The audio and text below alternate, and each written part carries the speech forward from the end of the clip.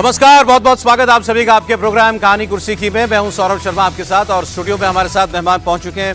हर्षवर्धन त्रिपाठी जी, स्वागत है हर्षवर्धन जी का। विजय त्रिवेदी जी हमारे साथ हैं, सर स्वागत है।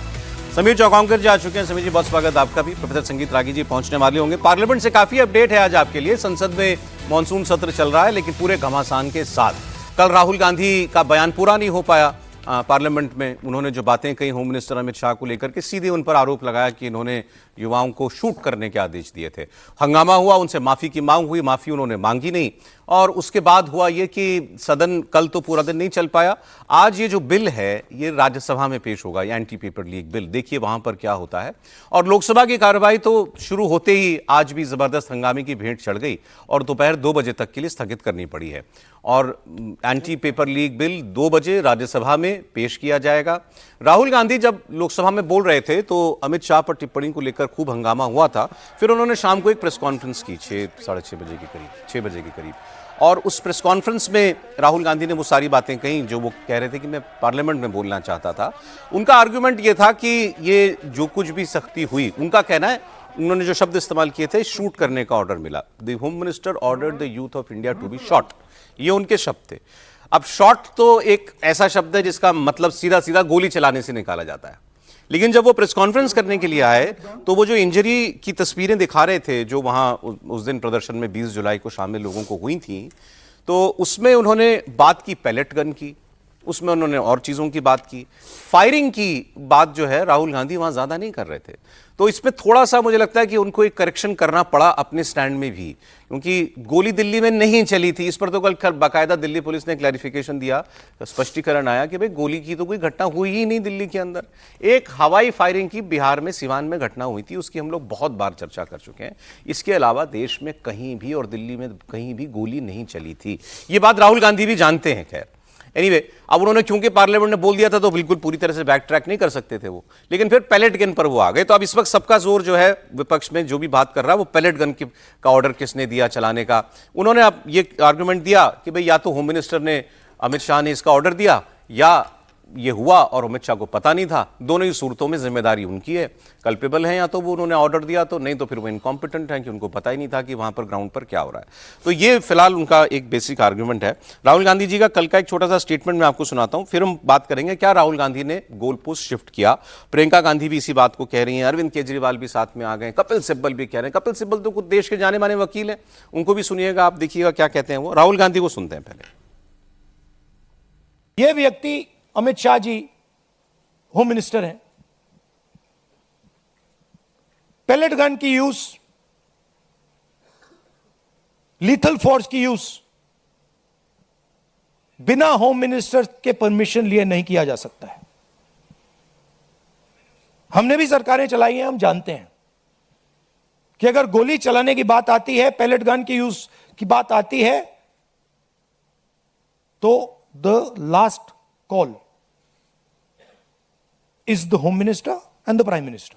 We know that. तो either the home minister, इन्होंने ऑर्डर किया,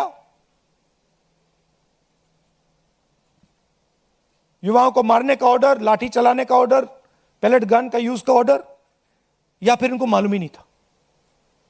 होम मिनिस्ट्री चल रही है, अमित शाह जी कुछ और कर रहे हैं, होम मिनिस्टर को मालूम नहीं कि भैया किसी ने पैलेट गन चला दी, किसी ने मतलब लाठी मार दी, वो किसी और दुनिया में थे। यही 2 पॉसिबिलिटीज हो सकती हैं, तीसरी तो हो ही नहीं सकती। तुम्हारा कहना है आइदर पॉसिबिलिटी इनको जाना है।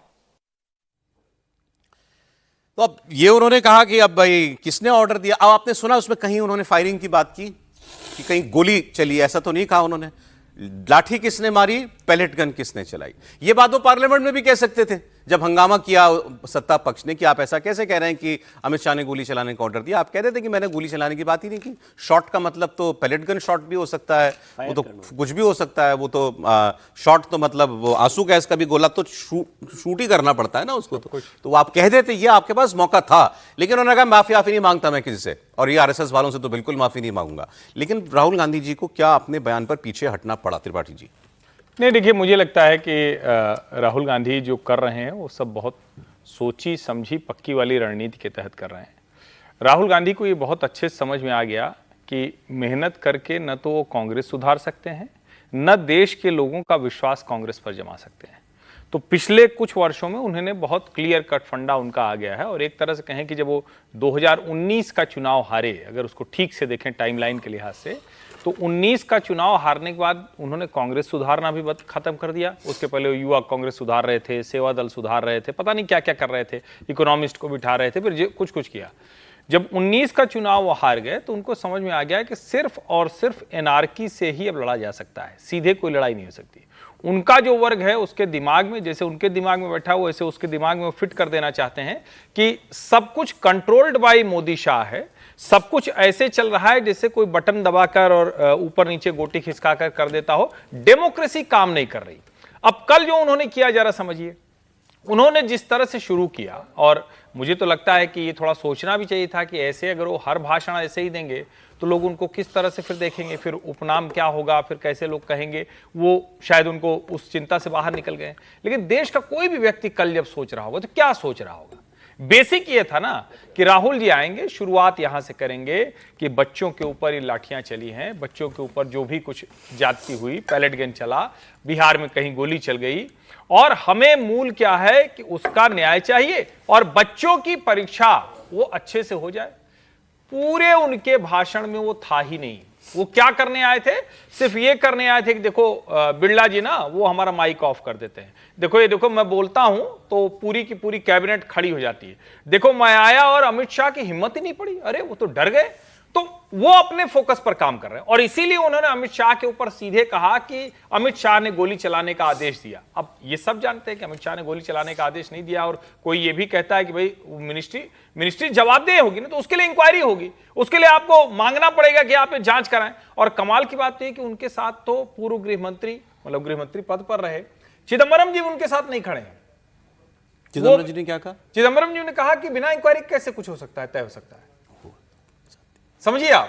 और यही जाकर लगता है कि राहुल गांधी, और इसीलिए कई बार कहते हैं कि राहुल जी किसी से कुछ पूछते उछते नहीं, अपने हिसाब से करते हैं, लेकिन इसका एक दूसरा पहलू है जो एक लाइन में जाता है। उनकी एक बड़ी ऑडियंस क्रिएट हो चुकी है जो ये मानती है कि राहुल जी अकेले योद्धा हैं, नरेंद्र मोदी अमित शाह बहुत पावरफुल हैं, डिक्टेटरशिप कर रहे हैं, उनसे लड़ रहे हैं। वो उनके लिए बोल रहे थे, उनको समझदारी, उनको फैक्ट, उनको तर्क, इससे कोई वास्ता था ही नहीं। अच्छा, बयान कई है वैसे, प्रियंका जी का भी है, केजरीवाल जी का भी है, रामगोपाल जी का भी है, लेकिन मैं कपिल सिब्बल का बयान आपको भी अभी इसलिए सुना रहा हूं। कपिल सिब्बल एक तो कानून के बहुत बड़े जानकारी, देश के सबसे बड़े वकीलों में से एक वो हैं, देश के कानून मंत्री भी वो रह चुके हैं, सरकारें भी, जैसे राहुल जी कह रहे थे ना, हमने भी सरकारें चलाई हैं, हमको मालूम है फाइनल ऑर्डर कहां से आता है। तो कपिल सिब्बल को बहुत अच्छे से पता है कि ये चीजें कैसे ऑपरेट करती है। और उस वक्त तो जितने आंदोलन वगैरह सब हो रहे थे, कपिल सिब्बल तो सरकार में थे, यूपीए 2 के अंदर। रामदेव जी वाला भी जब मामला हुआ था उस वक्त कपिल सिब्बल मंत्री थे ना सर, तो कपिल सिब्बल को सब पता है। आप सुनिए, आप कपिल सिब्बल क्या कह रहे हैं। बड़ी स्पष्ट बात है कि अगर कोई भी ऐसे बंदूक चलाता है, पैलेट गन के द्वारा किसी की इंजरी करता है, तो निश्चित रूप से ये अनुमति तो कोई देता है ना।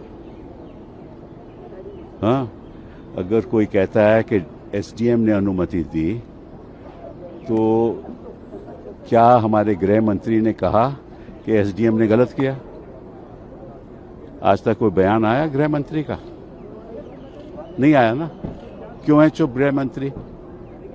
इससे साफ जाहिर है कि उनकी सहमति से ही ये हुआ है, अदरवाइज वो कहते कि एसडीएम ने गलत काम किया है। एक तरफ तो भाजपा कह रही है कि कोई ऐसा हुआ ही नहीं, कोई पैलेट गन चली ही नहीं। भाजपा के कई लोगों ने ये बात कही ना, फिर जब साबित हो गया कि चली, जब राहुल गांधी ने दिखा दिया कि उनके मुखड़े पे, आंख में पैलेट गन है, बॉडी पे इंजरी है, तो इनको मानना पड़ा। और फिर गृह मंत्री चुप क्यों है? ये सवाल उठता है ना। इसलिए राहुल गांधी ने कहा कि ऑब्वियसली उनकी सहमति है और उनको जिम्मेदारी लेनी पड़ेगी, इसलिए वो हाउस में नहीं आ रहे। चलिए, कपिल सिब्बल कम से कम, अब एक तो राहुल गांधी भी और कपिल सिब्बल भी पैलेट गन पर आ गए, बंदूक से, मतलब गोली वाली बंदूक से पैलेट गन पर आ गए, और सिब्बल साहब पैलेट गन से फिर एसडीएम पर भी आ गए। अब वो ये कह रहे हैं अच्छा एसडीएम ने भी अगर ऑर्डर दिया तो भी गृह मंत्री बताए। चलो इतनी बात ठीक है कि गृह मंत्री को बताना चाहिए, तो हम भी सहमत हैं, बताएं भाई। चलिए पैलेट गन भी चली तो क्यों चली, लेकिन फायरिंग से लेकर के पैलेट गन और होम मिनिस्टर से लेकर एसडीएम, ये 24 घंटे में फैसला तय कर लिया कांग्रेस पार्टी ने और कपिल सिब्बल जी ने? नहीं, मुझे लगता है 24 घंटे नहीं लगाने चाहिए। कोई भी सक्सेसफुल या सफल या समझदार पॉलिटिशियंस होते हैं तो वो कोर्स करेक्शन करते हैं। इसको आप बस हम सब लोग जो होते हैं, हम लोग तो आलोचना करने वाले लोग हैं तो कहेंगे कि बैक ट्रैक किया, पीछे हटे, जो नॉर्मली सरकार के लिए भी हम लोग कहते रहते हैं, उसे मैं कोर्स करेक्शन कहता हूँ। इस पूरे आंदोलन में देखो तो सरकार ने बहुत जगह कोर्स करेक्शन किया है। वो बच्चों के साथ मिलने को तैयार नहीं थे, वो उस पर काम करने को तैयार नहीं थे, वो कानून के लिए तैयार वो बाहर जाने को, न्यूट्रल प्लेस पे जाने को तैयार नहीं थे। जाने को तैयार नहीं थे, लेकिन सरकार ने कोर्स करेक्शन किया। जब जैसी जरूरत हो उस पर काम किया जाए। राहुल जी को जब ये लग गया था कल, हालांकि मैं तब भी कल भी बोल रहा था कि वो अपने दिमाग में क्लैरिटी रखते हैं कि भाई उनका जो ऑडियंस है वो ये समझता है कि उसको ये कहीं जरा सा कन्फ्यूजन नहीं होना कि राहुल जी मोदी के खिलाफ बोलने में जरा सा भी वीक हो रहे हैं, कोताही कर रहे हैं। ऐसा नहीं लगना चाहिए, इशू कोई भी हो। लेकिन जो शाम को प्रेस कॉन्फ्रेंस करके उन्होंने कोर्स करेक्शन किया, वो तो पार्लियामेंट में कर लेते तो शायद वो और बातें और ज़्यादा चीज़ें कह सकते थे। ठीक है, कल भी मैंने कहा था उस समय कि भाई बिल तो पास हो ही जाएगा, बिल पास होना कोई इशू उस तरह से नहीं, बल्कि बिल पास हुआ वो ज़्यादा तकलीफ वाली बात है। जो और लोग अच्छे से बात करके, अच्छी बातें करके, राहुल जी भी खुद अच्छी बात करते, वैसे भी उसमें उन्होंने कोई बहुत बड़ी बात नहीं कही थी बिल को लेकर। तो कोर्स करेक्शन करना, बैक ट्रैक करना नहीं होता है। ये जितनी जल्दी कोई राजनेता समझ जाता है वो उतना तेजी से आगे बढ़ता है। और इस सरकार ने ये सीखा है। इस सरकार की खासियत है कि वो कोर्स करेक्शन कर लेती है किसी भी चीज़ को लेकर। ये बच्चों को लेकर नहीं, मैं तो देखता हूँ कि वो अपना एमएलए कोई नाराज़ हो जाए, टिकट के लिए नाराज़ हो जाए, उसको भी कोर्स करेक्शन कर लेती है। और कोर्स करेक्शन का मतलब ये नहीं होता कि अपना फैसला बदलना होता है, बहुत सारी चीज़ों को कैसे देखा जाए। और इतनी बात ठीक है कि एसडीएम का ऑर्डर है तो इंक्वायरी हो, चिदम्बरम साहब ने भी कहा। सब लोग समझते हैं कि इंक्वायरी होगी तो ये बात साफ हो जाएगी, लेकिन पॉलिटिकल पार्टीज हमेशा ही ऐसे करती है। वैसे मैं बताऊं आपको, नहीं सर, लेकिन ये तो आप अर्थ का अनर्थ कर रहे हो ना। पार्लियामेंट में लीडर ऑफ ऑपोजिशन पार्लियामेंट में खड़े होकर के कहें कि गोली चली और गोली चली नहीं। हाँ, आप फैक्ट पर तो रहोगे, फैक्ट पर रहे। हाँ। और पॉलिटिकल लीडर्स जो है हमेशा होम मिनिस्टर को, इनको आप कैसे भी घेरो भाई, अरे खूब घेरो, खूब घेरो, खूब घेरो, लेकिन तथ्य पे घेरो ना। आप मनगढ़ंत कैसे कोई बात कह सकते हो? और इतने संवेदनशील मुद्दे पर, युवाओं का मुद्दा, छात्रों का मुद्दा, आप कह रहे हो देश के होम मिनिस्टर ने गोली चलाने का आदेश दे दिया, और फिर आप जब प्रेस कॉन्फ्रेंस करते हो तो उसमें से गोली बिल्कुल गायब कर देते हैं, जैसे कभी मैंने ये कहा ही ना हो। पार्लियामेंट में ये बात कह देते तो मेरे ख्याल से अभी तो मीडिया पे नहीं आए कि मुझे डिस्टॉर्ट किया गया। नेता प्रतिपक्ष को सदन में इसको तुरंत मान लेना चाहिए था। तुरंत मतलब वो कहते हैं कि हाँ, अच्छा, गृहमंत्री वो ये भी कह सकते थे कि मेरा कहने का मतलब ये है कि भाई होम मिनिस्टर अमित शाह है, उनकी जिम्मेदारी है और वो जांच करके बताएं, देश को बताएं। और जिस मांग पर वो चल सकते थे आसानी से कि भाई होम मिनिस्टर जवाब दे, वो इसी पर अड़े रहते थे। अब एक इसमें एक अलग एंगल आ रहा है आपको कि पॉलिटिकल पार्टीज ऐसे ही बिहेव करती हैं। यदि 1967 को देखें तो सारी पार्टियां जो संतों पर संसद के बाहर गोलीबारी हुई थी उसमें इंदिरा गांधी को जिम्मेदार ठहरा रही थी। 1990 में जो कार सेवकों पर गोली चली उसके लिए मुलायम सिंह को जिम्मेदार ठहराया इसी पे आ रहा था। थैंक यू वेरी मच, मैं इसी पे आ रहा था। सब पॉलिटिकल पार्टी अपने एनिमी को समझती है ना, उनको एसडीएम से झगड़ा नहीं है। ठीक, लेकिन अब लोग बेवकूफ नहीं है और सब चीजें रिकॉर्ड पे है। सर ने जो कहा वही हो रहा है कल से। राहुल जी ने गोल पोस्ट बदल लिया और किसी को याद आया, अच्छा यही कह के तो तुमने मुझे 20 साल 25 साल से तुम मुझे बदनाम कर रहे हो, अब तुमको बताते हैं। रामगोपाल यादव जी का बयान लगा लीजिए। रामगोपाल यादव जी ने कहा कार सेवकों पे गोली चले तो तुम कहोगे मुलायम सिंह ने गोली चलवाई, और बच्चों पे गोली चले तो किसी ने गोली नहीं चलवाई, तब होम मिनिस्टर ने गोली नहीं चलवाई। ये कैसा दोहरापन है? बयान सुन लीजिए, आपके मन में बहुत सारी बातें आ रही होंगी, लेकिन पहले सुन लीजिए उनकी बात।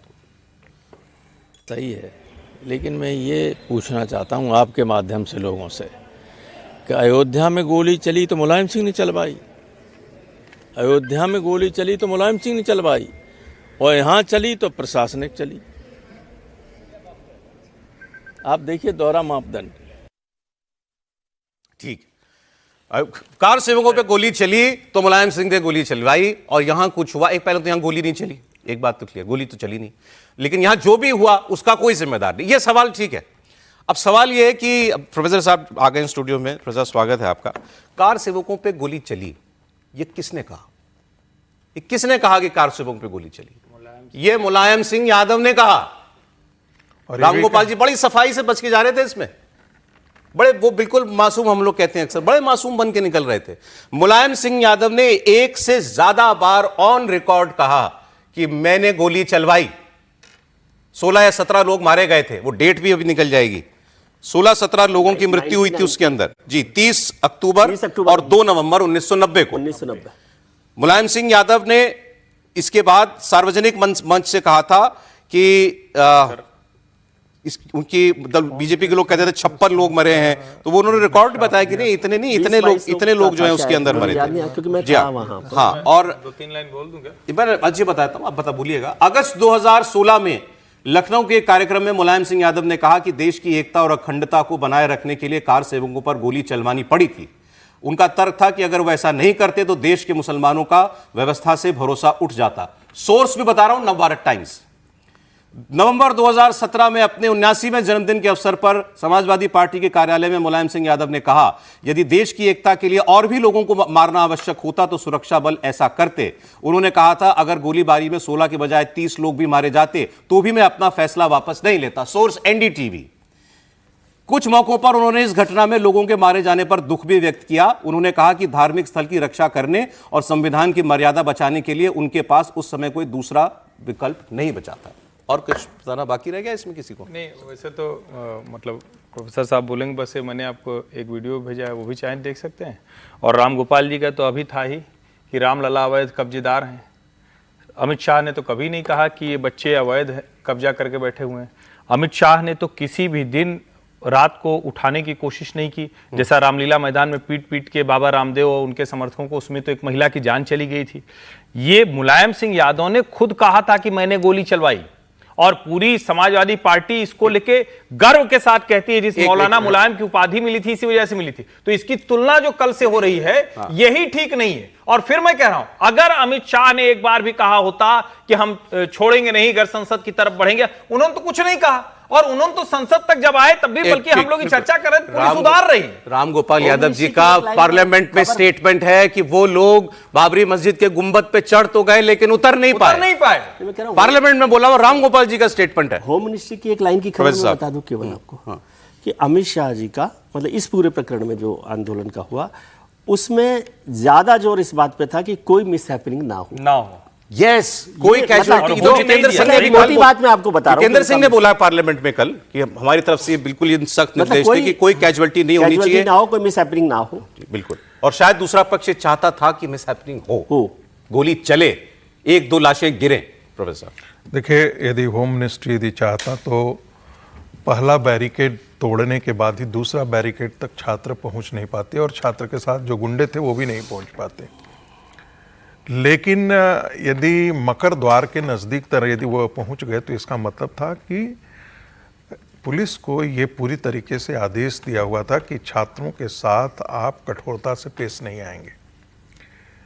लेकिन तब क्या हो, यदि आपके पर स्टोन पेल्टिंग होने लगे, यदि पुलिस को ही आप मारने लगें, धक्का मुक्की करने लगें, उसका बैच फाड़ने शुरू कर दें, ऐसी स्थिति में पुलिस आत्मरक्षा में किसी को भी अपने आप को बचाने का अधिकार है, और पुलिस ने भी वही काम किया है।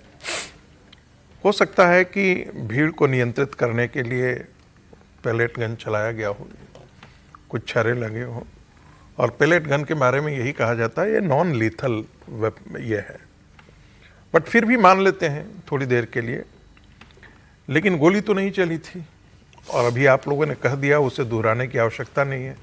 मुलायम सिंह ने तो बार बार 90 के बाद क्या, छोड़ दीजिए, लोकसभा चुनाव के समय उन्होंने कहा था कि हाँ हमने गोली चलाई थी, और जरूरत पड़ती तो और गोली चलाते, ये भी उन्होंने कहा था। ये तुलना कैसे हो सकती है? तो ये तुलना तो हो ही नहीं सकती है।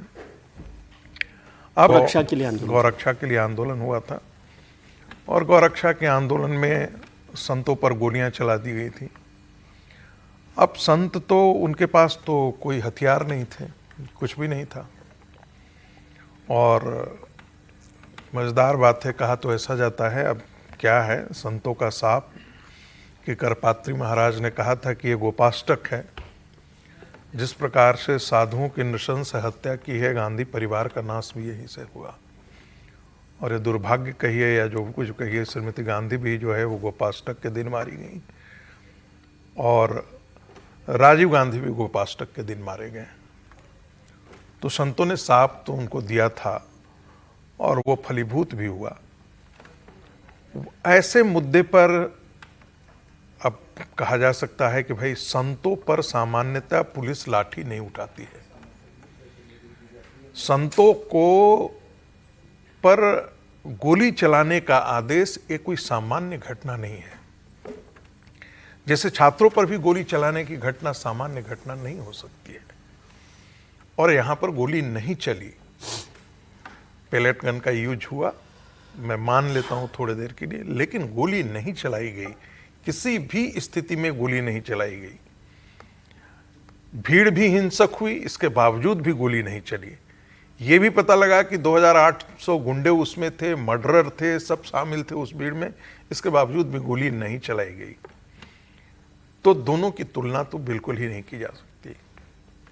एक और बात, जब हम लोग ये सब कह देते हैं कि भाई विपक्ष पार्टियां तो राजनीतिक पार्टियां ऐसे ही करती हैं, तो हम राहुल गांधी को गाली गलौज करने का पूरा सर्टिफिकेट दे देते हैं। जी, राहुल गांधी का यदि हम बॉडी लैंग्वेज, हम कई बार कम्युनिकेशन थियरी में पढ़ाते भी हैं, उनके चेहरे से ऐसा और हाव भाव ऐसे लगता है कि जैसे लगता हो कि वो ये सब करने के लिए तो अधिकारी हैं, कुछ भी बोल देने के लिए अधिकारी हैं, और यदि नहीं बोलने दिया जा रहा है तो इसका मतलब उनके अधिकार को छीना जा रहा है।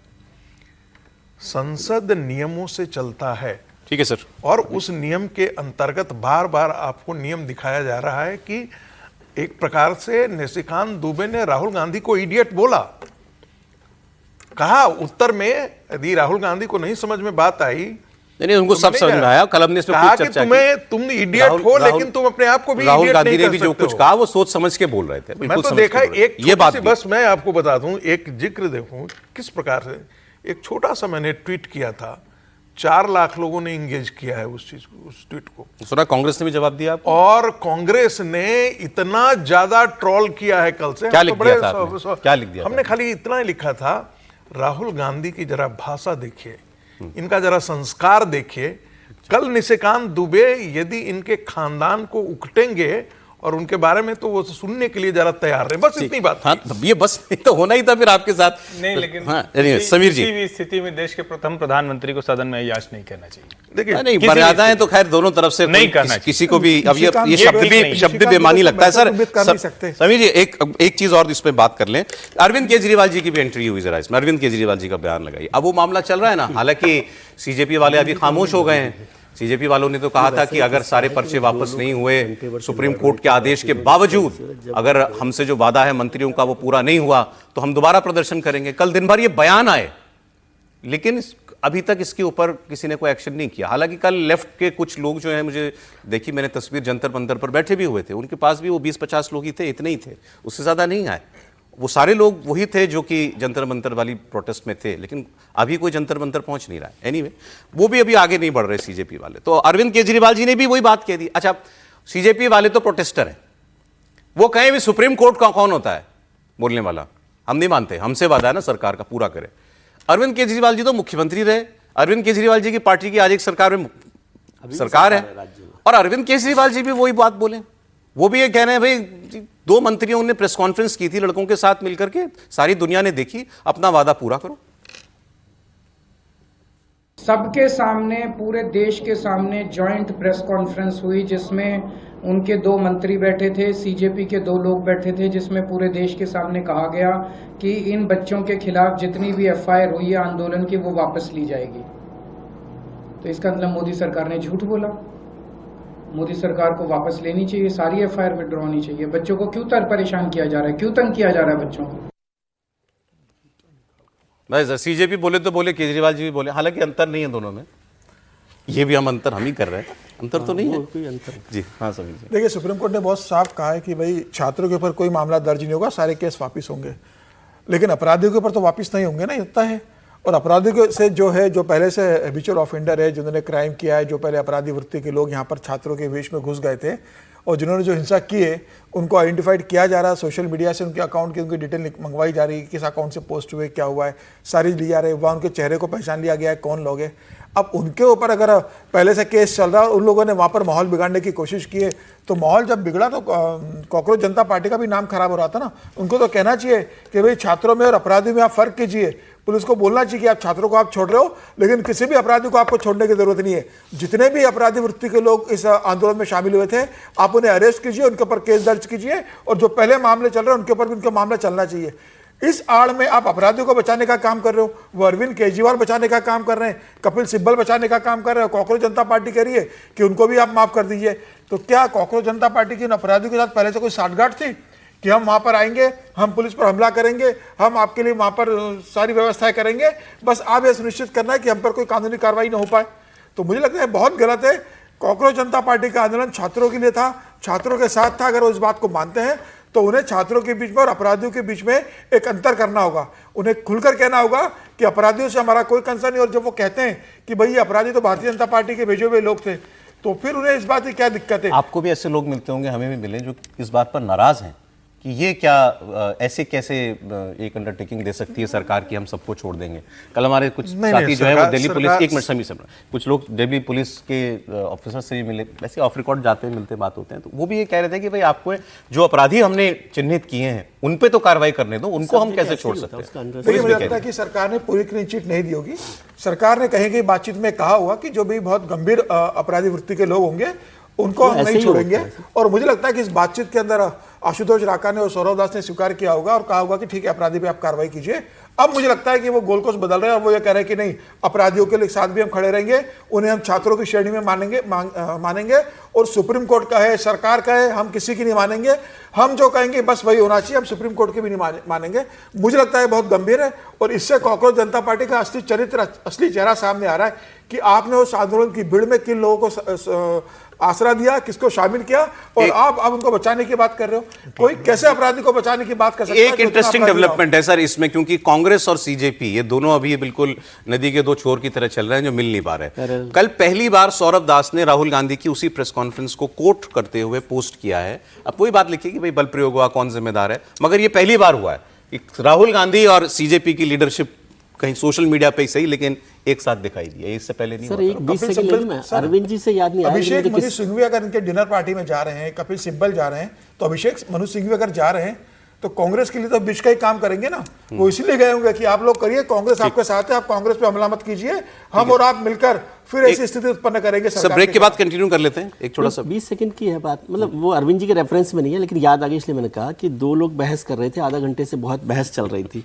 तो तीसरा आदमी आया बीच बचाव के लिए, तब जाकर मारपीट शुरू हुई। क्या बात है, ऐसी याद आ गई। वो कौन है इसमें? नहीं, मुझे नहीं पता, मेरे को ऐसे याद आ गया तो मैंने कहा अभी सुना दूं। ठीक है सर।